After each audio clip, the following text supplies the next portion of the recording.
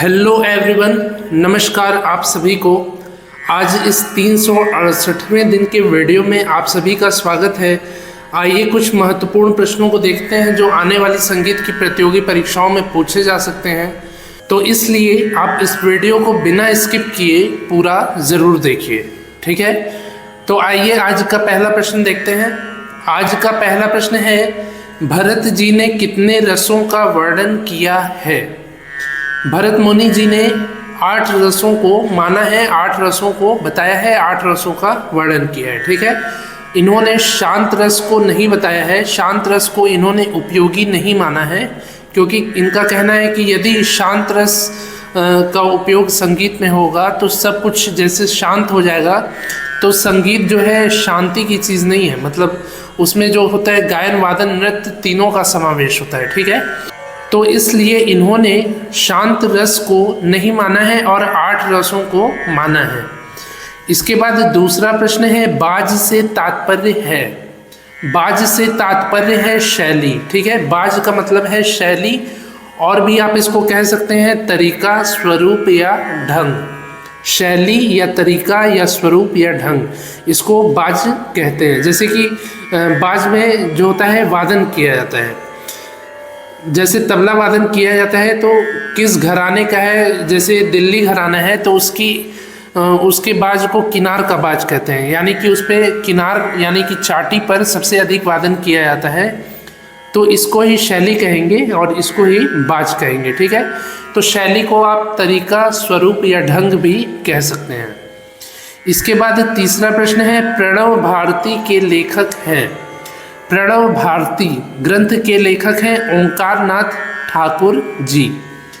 ओंकार नाथ ठाकुर जी प्रणव भारती ग्रंथ के लेखक हैं, ठीक है। चौथा प्रश्न है, ध्रुपद की उत्पत्ति से किस आश्रयदाता का संबंध है?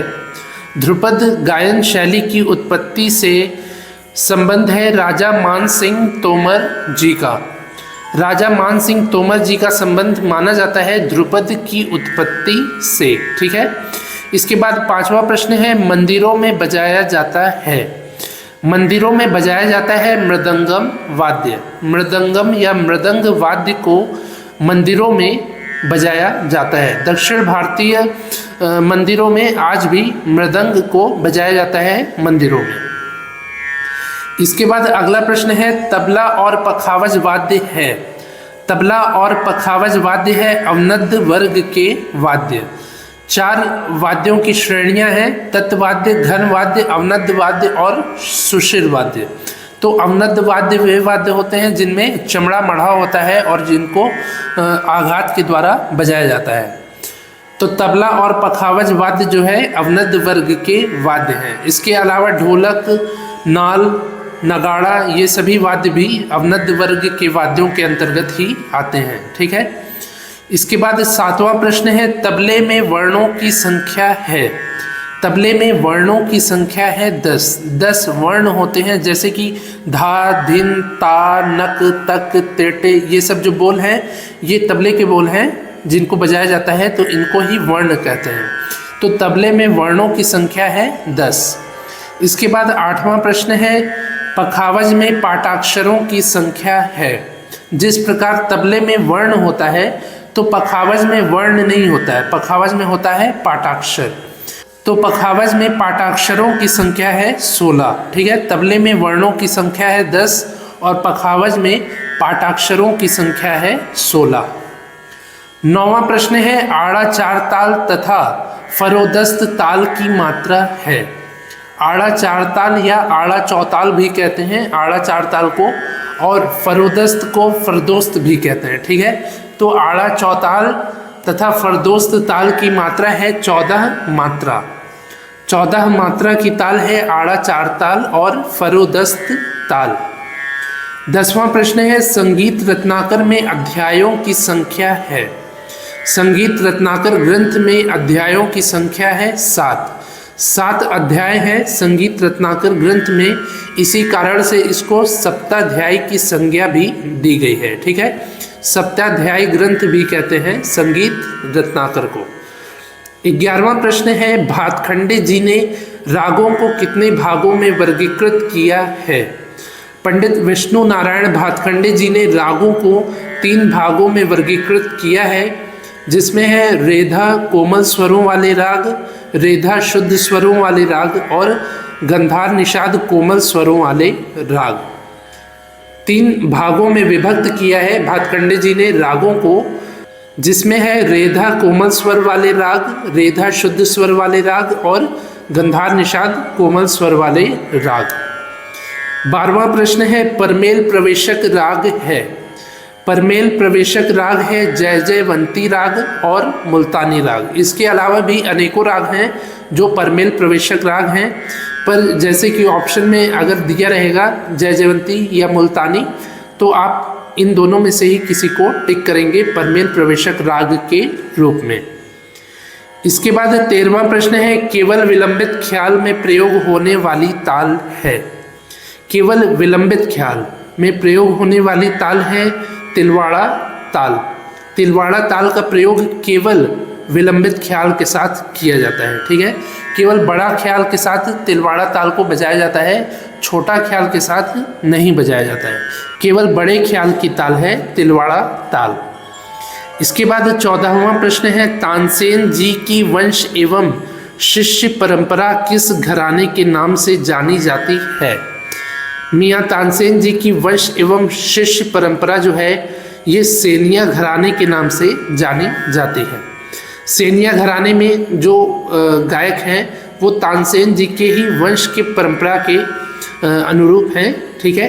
वंश परंपरागत जो वंश है तानसेन जी का वो सेनिया घराने का है।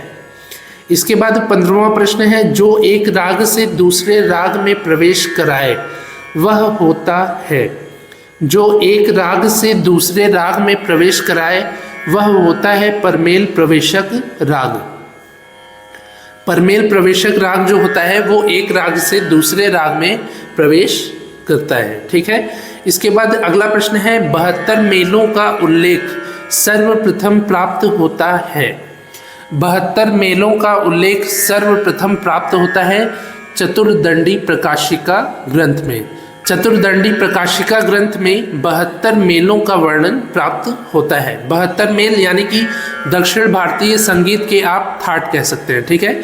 मेल और थाट जो है आपस में समानार्थ है, मतलब कि इसका मतलब और अर्थ दोनों एक ही है।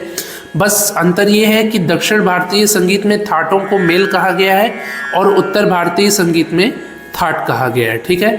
तो 72 मेलों का उल्लेख सर्वप्रथम प्राप्त होता है चतुर्दंडी प्रकाशिका ग्रंथ में। 17वां प्रश्न है 72 मेलों का वर्गीकरण किया गया था। 72 मेलों का वर्गीकरण किया गया था 2 भागों में, जिसमें 36 शुद्ध मध्यम वाले और 36 तीव्र मध्यम स्वर वाले मेल थे, ठीक है। 36 शुद्ध मध्यम और 36 तीव्र मध्यम स्वरों वाले मेलों में यानी कि 2 भागों में वर्गीकृत किया गया था 72 मेलों को। इसके बाद अगला प्रश्न है 72 मेलों का वर्णन किया है। 72 मेलों का वर्णन किया है वेंकटमुखी जी ने। वेंकटमुखी जी ने चतुर्दंडी प्रकाशिका ग्रंथ में 72 मेलों का वर्णन किया है, ठीक है। चतुर्दंडी प्रकाशिका ग्रंथ के लेखक हैं वेंकटमुखी जी। इसके बाद अगला प्रश्न है वाद्यों के कितने प्रकार हैं? वाद्यों के 4 प्रकार हैं, तत्, घन, अवनद्ध और सुशिर। इन 4 वर्गों में 4 प्रकारों में वाद्यों को वर्गीकृत किया गया है। इसके बाद अगला प्रश्न है होरी विषयक गीतों का उल्लेख मिलता है। होरी विषयक गीत का उल्लेख मिलता है धमार गायन शैली में। धमार गायन शैली में राधा कृष्ण जी की होली का वर्णन किया जाता है, ठीक है। तो धमार गायन शैली में होरी विषयक गीतों का वर्णन किया जाता है और धमार गायन शैली को धमार ताल के साथ गाया जाता है। तो ये हो गए आज के 20 महत्वपूर्ण प्रश्न। मुझे उम्मीद है आपको ये प्रश्न अच्छे से समझ में आए होंगे।